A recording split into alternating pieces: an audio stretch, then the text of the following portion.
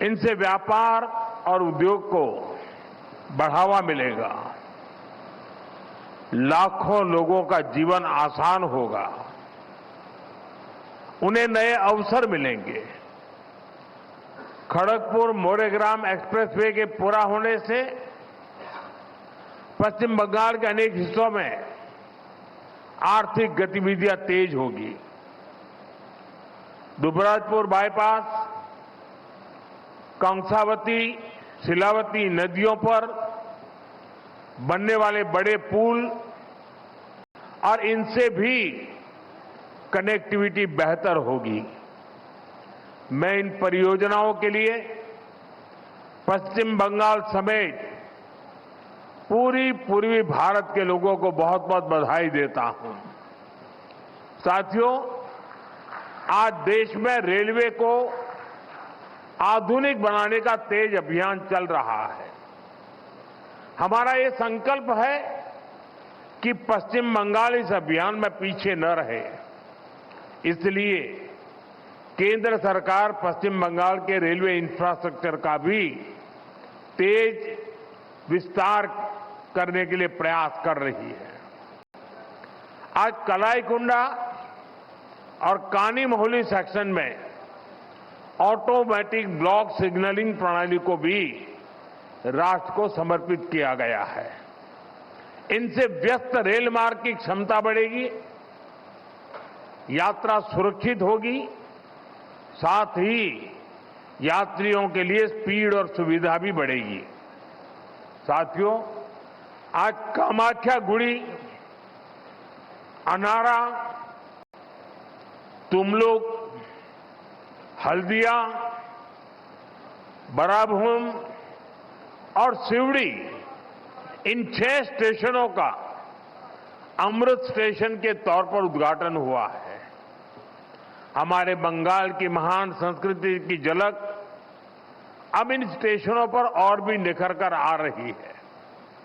अभी यहां कई और स्टेशनों का भी पुनर्विकास किया जा रहा है।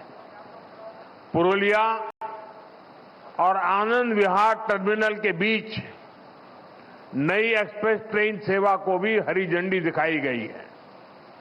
इस ट्रेन सेवा का लाभ पश्चिम बंगाल के साथ झारखंड, बिहार, उत्तर प्रदेश और दिल्ली के लोगों को भी मिलेगा। साथियों, सड़क और रेल कनेक्टिविटी जितनी महत्वपूर्ण है, उतनी ही अहम भूमिका पोर्ट और वाटर ट्रांसपोर्ट भी निभाते हैं। दशकों तक पूर्वी भारत के इस सामर्थ्य की बड़ी उपेक्षा हुई है, लेकिन आज वाटरवेज, व्यापार और औद्योगिक प्रगति के नए रास्ते खोल रहे हैं। इसी दिशा में आज पोर्ट इंफ्रास्ट्रक्चर से जुड़ी अहम परियोजनाओं का शिलान्यास और लोकार्पण हुआ। कोलकाता और हल्दिया जैसे बंदरगाह लंबे समय से पूर्वी भारत के व्यापार के प्रमुख केंद्र रहे हैं। हल्दिया डॉक कॉम्प्लेक्स, इसका मशीनीकरण हो रहा है।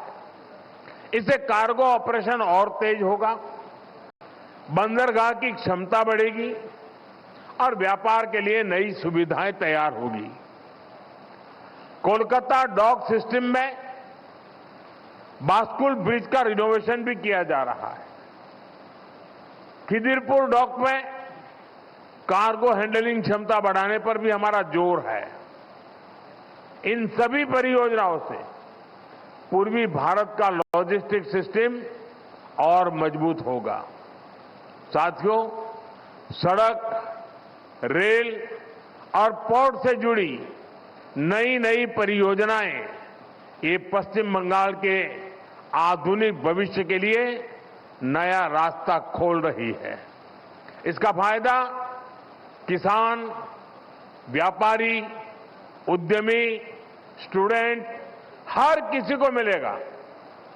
पर्यटन जैसे सेक्टर्स में भी नए अवसर पैदा होंगे। स्थानीय उद्योग और सेवाओं को गति मिलेगी। हमारा संकल्प है, बंगाल ने हमेशा जिस तरह भारत को दिशा दिखाई है, बंगाल एक बार फिर विकसित बंगाल बनकर उस गौरव को हासिल करे। मुझे पूरा विश्वास है मजबूत कनेक्टिविटी और आधुनिक इंफ्रास्ट्रक्चर एक विकसित बंगाल की बुनियाद बनेंगे। इसी कामना के साथ मैं एक बार फिर आप सभी को इन विकास परियोजनाओं के लिए बहुत बहुत बधाई देता हूं। अब ये सरकारी कार्यक्रम पूरा होते ही मैं जरा खुले मैदान में जाऊंगा। वहां पूरा बंगाल आज इकट्ठा हुआ, मुझे पूरे बंगाल के दर्शन होने वाले हैं और बहुत महत्वपूर्ण विषयों की चर्चा बंगाल की जनता जनार्दन के बीच में करूंगा। इस कार्यक्रम में इतना काफी है। बहुत बहुत धन्यवाद, बहुत बहुत शुभकामनाएं।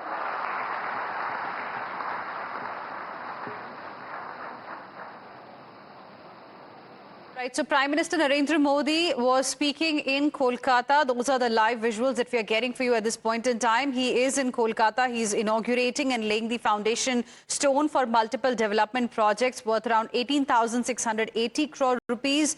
And there's going to be a major boost to road infrastructure as well in the region, as the Prime Minister is laying the foundation stone for several national highway projects as well, with a combined length of more than 420 kilometers worth around 16,990 crore rupees. Now, extremely important development push is what we are seeing right now by Prime Minister Narendra Modi ahead of the crucial assembly elections in the state of West Bengal.